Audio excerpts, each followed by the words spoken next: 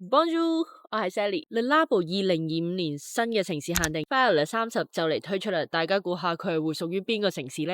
講起城市限定，我就想同大家分享我印象最深刻嘅3支，分別就係最有驚喜、我最中意同埋最符合城市 concept 嘅。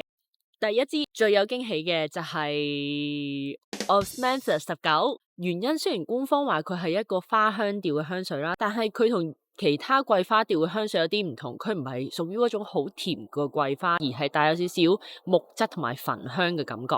一開頭咧係好 incense 同埋好 aromatic 嘅氣息啦，慢慢咧就變到好沉穩同埋好有份量。個人咧就覺得好啱冬天用嘅，因為後調咧有種厚實同埋溫暖嘅感覺啦，就有種俾人包圍住嘅感覺。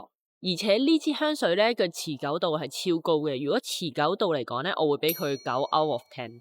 第二支香水我最中意嘅咧就係 Benzoin 19，佢嘅城市代表咧就係莫斯科，佢係一個 amber 調嘅香水啦，一開始咧會帶有少少辛辣感，後尾嘅 cinnamon 同埋 patchouli 咧就會帶一種神秘嘅氣息。去到後調嘅時候咧，安息香同埋乳香嘅感覺咧就會帶來平靜。個人嚟講咧，層次係非常之豐富嘅，真係越聞會越愛。第三支最符合城市 concept 嘅咧，我就會揀，當然屬於香港噶啦。佛手柑同埋檸檬嘅開場咧，就會令到前調咧好清爽通透嘅感覺。中調嘅橙花同埋白蘭花咧，就會增添咗一個優雅感啦。就好似細細個喺街邊嘅時候咧，有啲人賣白蘭花嘅味道咧，你可以周街聞到嘅。後調嘅麝香咧，就帶來一種溫暖而安定嘅感覺。成支嘅感覺咧係又清新又花香，十足十代表到香港呢種又潮濕炎熱嘅感覺。但係有少少美中不足嘅地方咧，就係佢嘅持久度咧，相比起之前嗰2支咧就冇咁持久。